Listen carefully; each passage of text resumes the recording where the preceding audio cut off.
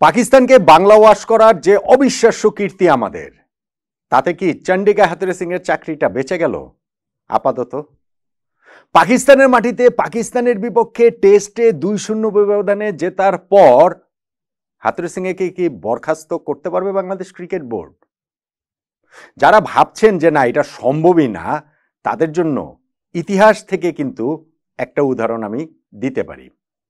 প্রশ্নের যে বড় জায়গা সেটা হচ্ছে হাথুরু সিং এর ব্যাপারে বিসিবি এখন কি সিদ্ধান্ত নেবে, অথবা আরেকটু ঘুরিয়ে বললে যে সিদ্ধান্ত তারা নিয়েছে সেই সিদ্ধান্তে কি তারা অটল থাকতে পারবে, নাকি সিদ্ধান্তটা আপাতত আটকে রাখবে। এই সবকিছু নিয়ে করছি আলোচনাটা। দেখুন, পাকিস্তানের সঙ্গে প্রথম টেস্টে যখন বাংলাদেশ জিতেছে, এইটাই আমাদের জন্য অনেক বড় অর্জন। সেই টেস্ট শেষে নট আউট নোমানের আমাদের ইউটিউব চ্যানেলটাতে আমরা একটা জরিপ দিয়েছিলাম যে এই দ্বিতীয় টেস্ট শেষে হাথুরু সিং এর ব্যাপারে ক্রিকেট বোর্ডের কি সিদ্ধান্ত নেওয়া উচিত। প্রায় ৪৫,০০০ মানুষ সেখানে ভোট দিয়েছেন এবং সেইখানে ৮৯% মানুষ মনে করছেন হাথুরু সিং একে বরখাস্ত করা উচিত। মাত্র 11% মানুষ ভাবছেন যে হাথুরু সিং একে রেখে দেওয়া উচিত। এটা আমি বলছি প্রথম টেস্টের পরে। হ্যাঁ, এখন দ্বিতীয় টেস্টে যখন আমরা জিতে গিয়েছি, এই 89-11 এই জিনিসটা হয়তো একটু চেঞ্জ হয়ে 79-21 হবে, 69-31 হতে পারে, বড় জোট এটাও আসলে হবে না, 79-21 আসলে হতে পারে। সো একটা জনমতের যে ব্যাপার রয়েছে, সেই জনমত কিন্তু প্রবলভাবে হাথুরু সিং এর বিপক্ষে। এখন জনমত দিয়ে তো ক্রিকেট বোর্ড পরিচালিত হবে না, এটা যেমন সত্যি কথা, ঠিক তেমনি ভাবে আবার নতুন ক্রিকেট বোর্ড যখন এসেছে তখন জনমতের একটা গুরুত্ব, জনপ্রিয় ডিসিশনের একটা ব্যাপার তাদের থাকার কথা, থাকতেই হবে। ইনফ্যাক্ট আমি যেটা বলছিলাম হাথুরু সিং এর ব্যাপারে যে সিদ্ধান্ত নেওয়ার কথা, সেই সিদ্ধান্তটা তারা নিয়ে ফেলেছে। সিদ্ধান্তটা কি? লাস্ট বোর্ড মিটিংয়ে ভাই এটা ঠিক হয়ে গেছে, হাথুরু সিং একে বাংলাদেশের কোচের পদ থেকে বরখাস্ত করা হবে। এটা একেবারে ডিসাইডেড হয়ে গিয়েছে। আপনাদের নিশ্চয়ই মনে আছে যে প্রেস কনফারেন্সে এসে যখন ফারুক ভাই, ক্রিকেট বোর্ডের প্রেসিডেন্ট, তাকে যখন প্রশ্ন করা হয়েছে হাথুরু সিং একে নিয়ে, তখন তিনি কিরকম হাসিটা দিয়েছিলেন। হ্যাঁ, অফিসিয়ালি তিনি তো ওইটা বলতে পারেন না, যেহেতু একটা অনগোয়িং সিরিজ চলছে, সিরিজের পর তার ব্যাপারে সিদ্ধান্তটা হবে, এরকম কথাই তিনি বলেছিলেন এবং সেটাই আসলে লজিক্যাল। এখন তো সিরিজটা শেষ হয়েছে, সিরিজ শেষে তো হাথুরু সিং এ বাংলাদেশে আসবেন। ফারুক ভাই আবার এই মুহূর্তে নেই, তিনি আবার হচ্ছে আইসিসির মিটিং এ যোগ দেওয়ার জন্য, আমি যতটুকু জানি তিনি দেশের বাইরে গিয়েছেন। সো তিনিও যখন আসবেন, হাথুরু সিং এর সঙ্গে ফারুক আহমেদের একটা কিন্তু বৈঠক হবে এবং সেই মিটিংটাতেই হাথুরু সিং এর ভাগ্য নির্ধারিত হবে।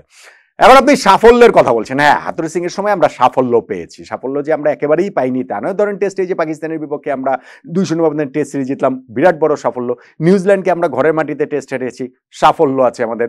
আমরা ধরেন এখানে টি-20 সিরিজে ইংল্যান্ডের বিপক্ষে জিতেছি, সাফল্য আছে। নিউজিল্যান্ডে গিয়ে আমরা ওয়ানডে টি-20 জিতেছি, সাফল্য আছে, সাফল্য আছে। কিন্তু আপনি যখন হিসাব করবেন বড় দুইটা যে আইসিসি ইভেন্ট, বৈশ্বিক টুর্নামেন্ট, 2023 ওয়ানডে ওয়ার্ল্ড কাপ এবং 2024 টি-20 ওয়ার্ল্ড কাপ, সেইখানে বাংলাদেশের পারফরমেন্স কি? স্পেশালি 2023 ওয়ানডে ওয়ার্ল্ড কাপে বাংলাদেশের যে ডিজাস্টার, সেইটার পেছনে সবচেয়ে বড় ভূমিকা যেই দুইজনে ছিল তার মধ্যে একজন হাথুরু সিং এ, ডেফিনেটলি হাথুরু সিং এ। ওইখানটাতে ওই যে তামিম ইকবাল খেলা থেকে সরিয়ে দেওয়া, ক্যাপ্টেন্সি তার ছেড়ে দিতে বাধ্য হওয়া, ওয়ার্ল্ড কাপ টিম থেকে নিজেকে উইথড্র করে নিতে বাধ্য হওয়া, এই সব কিছুর পেছনে যেই দুইজন মূল ক্রীড়ানকের ভূমিকা পালন করেছেন তার মধ্যে একজন হাথুরু সিং এ, আরেকজন ক্যাপ্টেন সাকিব আল হাসান, মানে 2023 ওয়ার্ল্ড কাপের, তার আলোচনাটা তার এখানে করছি না। ফলে আর 2023 ওয়ার্ল্ড কাপেও কিন্তু আমাদের অনেক প্রশ্ন রয়েছে। আমাদের ব্যাটিং অর্ডার বারবার কেন চেঞ্জ হচ্ছে, কি কারণে চেঞ্জ হচ্ছে, এইসব অনেকগুলো জায়গা রয়েছে। টিমের ডিসিপ্লিনের ব্যাপার রয়েছে।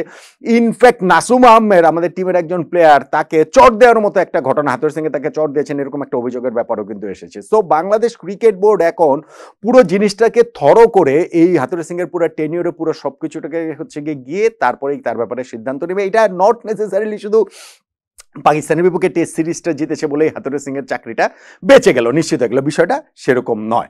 আমি আপনাদের বলছিলাম যে ইতিহাস থেকে একটা উদাহরণ দেব। ভাই, আমাদের হাথুরু সিং এর আগের যে কোচ ছিলেন রাসেল ডোমিঙ্গো, তার বিদায়টা কোন সময় হয়েছিল মনে আছে আপনার? মনে আছে? ভারতের বিপক্ষে আমরা ওয়ানডে সিরিজ জিতেছিলাম। সেই ওয়ানডে সিরিজ আমরা টেস্ট সিরিজটা হেরেছি, কিন্তু ওই ভারত যে এসেছিল বাংলাদেশে, ভারতের বিপক্ষে ওয়ানডে সিরিজ জয়ের পর তো রাসেল ডোমিঙ্গোর চাকরি চলে গিয়েছিল না? তখনও ক্রিকেট বোর্ড থেকে বলা হয়েছিল আমরা বড় ছবিটা দেখছি, বড় করে ভাবছি, ব্লা ব্লা ব্লা, অনেক কিছু বলা হয়েছে। সো হাথুরু সিং এর অধীনে বাংলাদেশ এই যে পাকিস্তানের বিপক্ষে টেস্ট সিরিজটা 2-0 ব্যবধানে জিতেছে বলেই তার চাকরিটা বেঁচে গেছে, এমনটা আসলে মনে করার কারণ নেই। হ্যাঁ, এখানে আরেকটা জিনিস রয়েছে যে আমাদের এই টেস্ট সিরিজে যেই পারফরমেন্স প্লেয়াররা যে পারফর্ম করেছে সেইখানে বাংলাদেশ টাইগার্সদের যেই ক্যাম্পটা হয়েছে চট্টগ্রামে, সিলেটে, সেইটার কিন্তু একটা হিউজ অবদান রয়েছে এবং সেই ক্যাম্প পরিচালনা করেছেন কিন্তু বাংলাদেশের কোচরাই।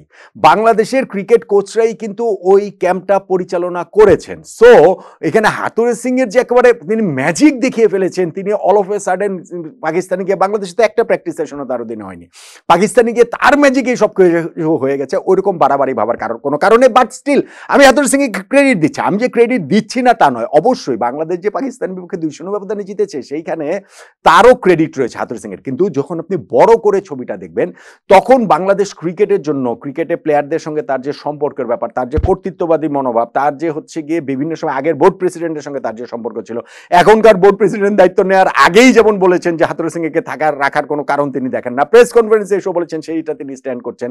ইনফ্যাক্ট লাস্ট যে বোর্ড মিটিংটা হয়েছে ফারুক ভাইয়ের নেতৃত্বের বিসিবির যে সেকেন্ড বোর্ড মিটিংটা, সেই বোর্ড মিটিং এর পরে একরকম ডিসিশন নেওয়াই হয়ে গেছে, হাতুড়ে সিং একে আর রাখা হবে না। আমিও তখন ভিডিও করে বলেছিলাম যে হাতুড়ে সিং যদি সেকেন্ড টেস্টটাতে বাংলাদেশ ভালো করলে তার মেয়াদ বড় জোর ভারতের বিপক্ষে সিরিজ পর্যন্ত থাকবে, কিন্তু তিনি টেনিওর শেষ করতে পারবেন না। 2025 টি-20 কি বলে চলে চ্যাম্পিয়ন্স ট্রফি পর্যন্ত তিনি থাকতে পারবেন না। সো এখন তো আমরা মাত্রই পরের টেস্টও আমরা জিতে গেলাম, এইরকম আমাদের একটা অর্জন হলো। এখন এই রাইট নাও বিসিবি, আর যেহেতু হচ্ছে ফারুক ভাইও দেশে নেই, হাতুড়ে সিংও দেশে এখন নেই, মানে ফিরবেন, দুজনেই ফিরবেন, এখনই এইটার সিদ্ধান্তটা একেবারে যে না ক্রিকেট বোর্ড আগের সিদ্ধান্তে অটল রয়েছে, তাকে আসলে বরখাস্তই করা হবে, সেইটা ওইভাবে হয়তো বলা যাবে না। কিন্তু আমার যে আন্ডারস্ট্যান্ডিং সেটা হচ্ছে হাতুড়ে সিং বাংলাদেশের কোচ হিসেবে থাকছেন না, এবং ভারত সফরের আগেই যদি বাংলাদেশ টিমের কোচ চেঞ্জ হয়ে যদি অন্তর্বর্তীকালীন কোচ আসেন, বাংলাদেশের কোচ আসেন, অন্তর্বর্তীকালীন কোচ তো আর বিদেশের কেউ আসবেন না, বাংলাদেশের কারো কাছে যদি সেই দায়িত্বটা দেওয়া হয়, সেই রকম কথাবার্তাই লাস্ট বোর্ড মিটিংয়ে হয়ে গিয়েছে। পাকিস্তানের সঙ্গে সেকেন্ড টেস্ট জেতার পরও সেই জায়গাটাতে চেঞ্জ আসবে বলে আমার কাছে মনে হয় না। হাতুড়ে সিং এর সময়টা বাংলাদেশের কোচ হিসেবে শেষ হয়ে গিয়েছে। বরখাস্ত করাটা তাকে এখন কেবলমাত্র সময়ের ব্যাপার। 3 মাসের বেতন তাকে দিতে হবে, সব মিলিয়ে ক্রিকেট বোর্ডের হয়তো 1.5 কোটি টাকার মতো লাগবে। সো ক্রিকেট বোর্ডের 1.5 কোটি টাকা হিউজ, কিন্তু বাংলাদেশ ক্রিকেট বোর্ড যেরকম ধনী, সেক্ষেত্রে তাদের জন্য এই টাকাটা আসলে অত বড় অ্যামাউন্ট না হয়তোবা, কিন্তু বাংলাদেশ ক্রিকেটের জন্য আসলে এটা ওয়ে ফরওয়ার্ডের জন্য হাতুড়ে সিংকে বাদ দেওয়াটা সঠিক কিনা প্রশ্নের জায়গা হচ্ছে গিয়ে সেটা। ক্রিকেট বোর্ড এখন ফারুক ভাইয়ের নেতৃত্বাধীন ক্রিকেট বোর্ড ভাবনাটা হচ্ছে গিয়ে সেরকম, এবং আমার কাছে মনে হয় পাকিস্তানের সঙ্গে এই টেস্ট সিরিজ জয়টাও হাতুড়ে সিং এর লাইফলাইন হতে পারছে না। বাংলাদেশের কোচের পদ থেকে তিনি বরখাস্ত হচ্ছেন। ভারত সিরিজের আগেই যদি হন তাহলে আমি মোটেই অবাক হব না। অন্তর্বর্তীকালীন কোচের দায়িত্ব তখন বাংলাদেশের কারো একজনের কাঁধেই পড়বে। আপনিও কি মনে করছেন কিনা যে পাকিস্তানের সঙ্গে এই টেস্ট সিরিজ বাংলাদেশ 200 ব্যবধানে জেতার পরও হাতুড়ে সিংকে বরখাস্ত করা উচিত, নাকি আপনি হাতুড়ে সিংকে রেখে দেওয়ার পক্ষে? 89% আর 11%-এর যে জরিপটা দেখেছিলাম 45,000 মানুষের, সেইখানটাতে আপনি কোন দলে? 11%-এ নাকি 89%-এ? জানাবেন নাকি?